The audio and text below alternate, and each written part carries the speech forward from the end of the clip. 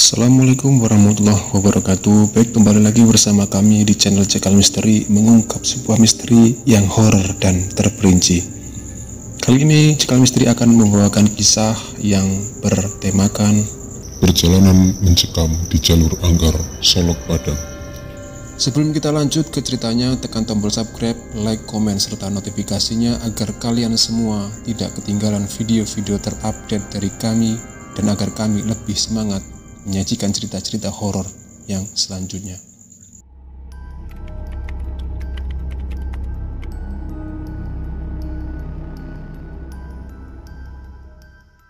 Ini adalah cerita horor pengalaman mencekam melewati jalur Anggar. Cerita horor yang tidak akan pernah aku lupakan. Aku tak pernah membayangkan seandainya perjalananku ketika itu menjadi perjalanan panjang yang tak berujung di jalur Anggar. Tepatnya pada tanggal 1 Mei 2017 silam. Sekiranya pukul 10 malam ketika kulihat jam di layar gawaiku, mobil yang ayah kendarai bersamaku tengah melaju dalam perjalanan di jalur Solok menuju Padang. Malam itu udara di luar sangat dingin, jalanan sangat sepi, gelap, tidak ada lampu penerangan sepanjang jalan. Hanya cahaya mobil yang kita tumpangi yang memecah kegelapan. Aku yang tadinya ingin beristirahat sejenak menjadi takut untuk membiarkan ayah menyetir sendiri. Ditambah di luar hujan mulai turun. Ayah cukup sulit untuk melihat situasi jalan saat malam hari, apalagi ditambah guyuran hujan. Selain karena penglihatannya yang mulai kurang jelas, tentunya karena memang tidak ada pencahayaan lampu jalanan sama sekali. Kubukai gawaiku untuk melihat Google Map. Sementara di luar hujan turun kian deras. Ayah beberapa kali melihat kaca spion mobil seperti memastikan ada kendaraan lain yang melintas di jalanan ini, namun nihil. Malam itu benar-benar sepi mencekam. Pepohonan di kiri kanan jalan seolah membuat perjalanan kami semakin dalam menuju kegelapan. Setelah beberapa kilometer perjalanan, kini kami melewati jalan yang penuh pohon-pohon besar kiri dan kanan. Sementara di balik pepohonan itu terdapat jurang yang begitu curam. Karena kami berdua, aku merasa harus tangkas menghadapi situasi apapun malam itu. Ayah yang berulang kali mengeluh akibat rabun membuatku sedikit cemas. Namun, kami merasa sedikit lega. Tidak lama dari itu, terlihat dari kaca spion ada seberkas cahaya lampu yang mulai menyusul mobil yang kami kendarai. Semakin dekat dan kami bisa melihat itu sebuah mobil Innova warna putih. Entah dari mana mobil itu muncul, sebab dari awal aku bisa memastikan bahwa tidak ada kendaraan lain selain mobil ayah. Tiba-tiba sering terang sekali. Mobil Innova putih itu menyalakan lampu yang terang sekali.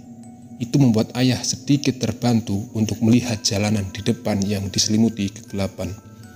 Ayah memacu mobil mengikuti mobil itu yang menyalip kami.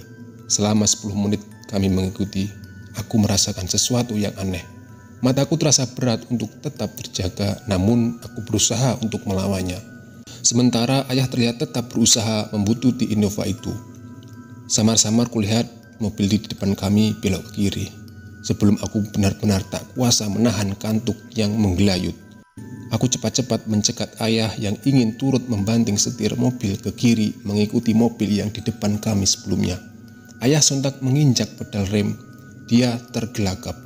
Ayah mau kemana? Kita mau pulang kan? Lurus saja ya. Tidak ada jalan belok di sini, kataku. Aku sangat ingat jalanan di sini. Tidak ada simpang, hanya ada jalanan lurus saja. Pun ketika aku melihat Google Map untuk kembali memastikan, raut wajah ayah terlihat sedikit pucat. Aku mencoba menenangkannya. Aku kembali meyakinkannya bahwa tidak ada persimpangan di jalanan ini. Kuambilkan minum air mineral dari dalam tas yang masih tersisa setengah. Kubukakan tutupnya lalu kusodorkan untuk ayah. Di luar hujan masih turun dengan derasnya. Kegelapan malam mengepung kami, ditambah kabut putih yang menyelimuti membuat malam itu benar-benar kian mencekam. Sesaat kemudian bulu kuduku berdiri ketika tiba-tiba terdengar suara tangisan perempuan dari balik pepohonan. Sesaat kemudian suara tangis itu berubah jadi jeritan yang bikin nyaliku menciut. Suaranya melengking, memecah keheningan malam. Ku tengok raut wajah ayah, aku rasa dia juga mendengarkannya. Bergegas ayah kemudian menancap gas membawa mobil kami meninggalkan tempat itu. Setelah agak tenang, ayah melihat wajahku. "Nak, kamu lihat kan tadi ada mobil yang belok ke arah kiri?" tanya ayah. "Nak, ayah serius. Ayah cuma mau memastikan kalau mobil Innova itu ke arah kiri," lanjut ayah. Aku menganggukkan kepala.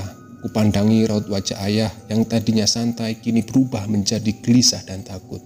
Tidak seperti biasanya dia bersikap seperti ini. "Kenapa ya?" tanyaku. Ayah mengelus dada. Suasana hening sejenak. Udara di dalam mobil terasa gerah sekalipun pendingin tetap menyala. Suara jeritan perempuan yang masih terngiang memacu detak jantungku hingga tubuhku terasa panas dingin. "Jalanan di sini angker," kata ayah setelah beberapa saat diam. "Di sebelah kiri kita tadi itu jurang." Ayah tahu itu, tapi ayah tidak tahu kenapa ingin mengikuti mobil itu. Ayah merasa seperti setengah tidak sadar.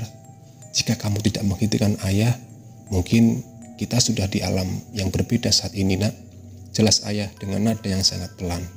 Sontak bulu tengkukku kembali berdiri setelah mendengarkan pernyataan ayah. Ya, walaupun aku sebenarnya sudah tahu karena aku hafal jalanan ini, tapi itu adalah pengalaman horor pertamaku. Aku belum pernah mengalami hal menyeramkan semacam ini sebelumnya.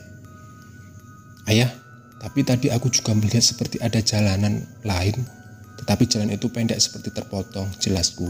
"Iya, itu hanya khayalan." Mobil Innova yang entah betulan atau bukan itu seolah sengaja membuat kita nyaman, seakan-akan memimpin jalan kita untuk menuju perjalanan panjang tanpa ujung dan kematian. Aku sangat bersyukur, aku merasa Tuhan masih menyayangiku dan ayah pada malam itu. Jujur tidak ada yang bisa aku ungkapkan pada malam itu. Ayah juga menceritakan bahwasanya jalanan yang tadi kita lalui adalah jalanan angker. Setelah aku cari tahu, memang benar jalanan dari Solok menuju Padang itu terkenal angker. Konon sudah banyak memakan korban. Korban di sana rata-rata sepasang kekasih atau perempuan dan laki-laki.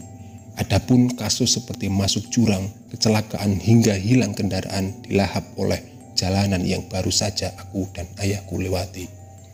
Mulai hari itu aku tidak pernah mau dan tidur ketika dalam perjalanan sebab traumaku malam itu.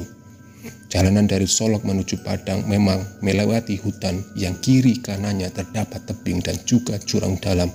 Selama perjalanan tidak ada tikungan maupun simpang, jadi hanya ada jalanan lurus. Oke, untuk lebih lanjutnya mari kita lanjutkan cerita yang lebih horor, yang lebih terperinci di kemudian hari. Jangan lupa tekan tombol subscribe, komen, loncengnya agar kalian tidak ketinggalan video-video terupdate dari kami dan agar kami tetap semangat untuk melakukan ataupun menceritakan sebuah kisah horor yang tentunya untuk para kalian semua. Baik, wassalamualaikum warahmatullahi wabarakatuh.